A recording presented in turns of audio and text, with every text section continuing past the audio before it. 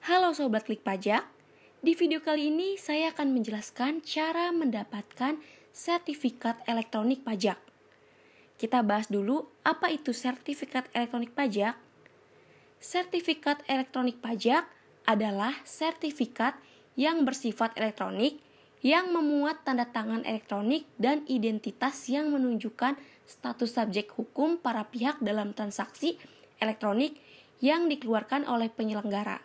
Sertifikasi elektronik yang diberikan langsung kepada PKP sebagai bukti otentifikasi pengguna layanan pajak elektronik. Bukti otentifikasi pengguna layanan pajak elektronik berupa layanan permintaan nomor seri faktur pajak atau NSFP melalui laman website yang ditentukan oleh Direktorat Jenderal Pajak, lalu penggunaan aplikasi atau sistem elektronik yang ditentukan oleh DJP untuk pembuatan e-faktur pajak. Sertifikat elektronik memiliki kegunaan sebagai alat permintaan atau pembuatan e-faktur dan innova dalam dunia perpajakan.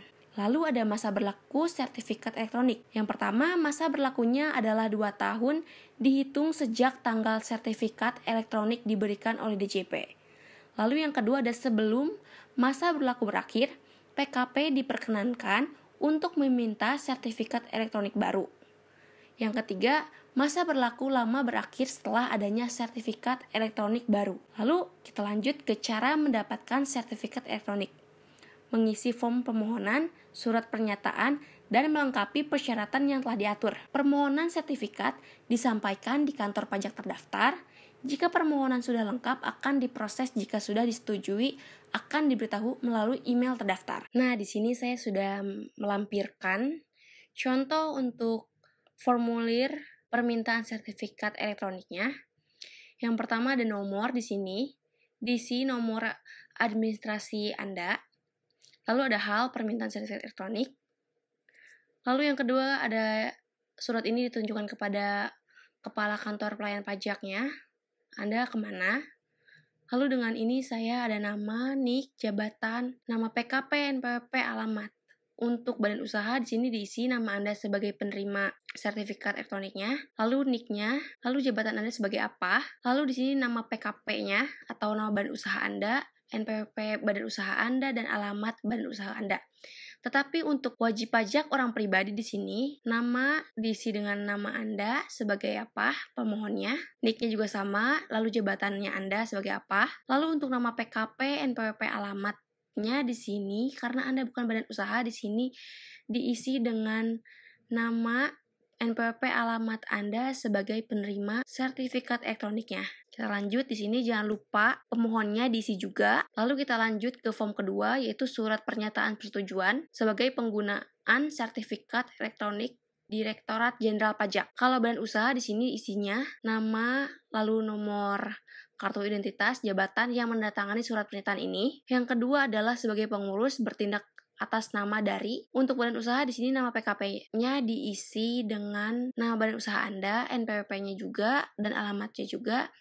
Kecuali untuk wajib pajak orang pribadi atau PKP wajib pajak orang pribadi, di sini diisi dengan si penerima sertifikat elektroniknya juga, NPWP dan alamatnya juga. Lalu kita scroll lagi ke bawah dan jangan lupa di sini yang menyatakannya diisi juga disertai dengan materai, nama dan nama jabatan Anda si pemohonnya. Lalu kita lanjut ke form checklist. Di sini untuk badan usaha ya, diisi nama PKP, NPWP PKP, nama pengurus, nomor kartu identitas pengurusnya. Jika untuk badan usaha, di sini nama PKP-nya diisi badan usaha, NPWP badan usaha juga.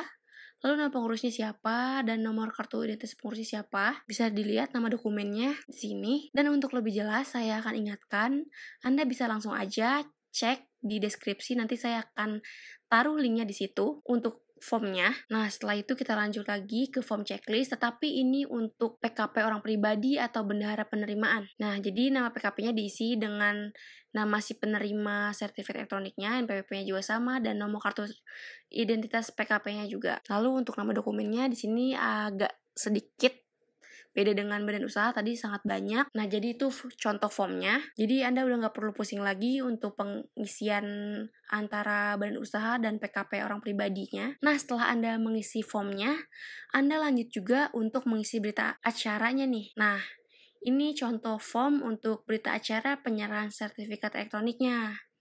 Diisi juga, lalu nama, ada NIK atau nomor paspor untuk warga negara asing, lalu ada jabatan, nama PKP, NPWP, dan alamat. Jika untuk badan usaha di sini nama PKP-nya diisi dengan nama badan usaha, NPWP-nya juga sama, dan alamat juga sama, itu untuk badan usaha.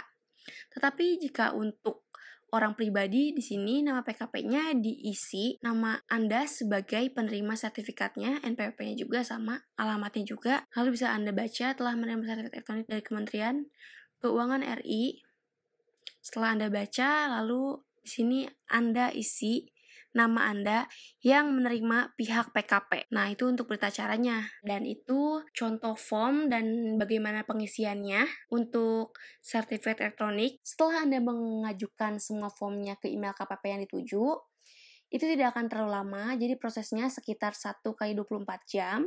Tetapi jika masih belum mendapatkan email balasannya, Anda bisa langsung menghubungi KPP tersebut ya. Nah, biasanya untuk email balasannya itu, dia berupa permohonan sertifikat digital telah disetujui. Nah, untuk isi permohonan sertifikat digital yang telah disetujui itu berisi tanggal persetujuan sertifikatnya, lalu ada username e-fakturnya, dan Anda bisa melakukan download sertifikatnya di website e-fakturpajak.go.id dengan NPWP dan password Innova yang dikirimkan ke email ketika Anda melakukan kode aktivasi dengan password ya. Jadi itu untuk video cara mendapatkan sertifikat elektroniknya. Dan untuk link-link yang diperlukan nanti akan saya cantumkan di deskripsi ya. Terima kasih telah menonton video kami. Semoga bisa bermanfaat. Dan jangan lupa langsung subscribe channel YouTube-nya Klik Pajak untuk melihat video terupdate dari Klik Pajak. Sampai jumpa lagi di video kami lainnya. Bye!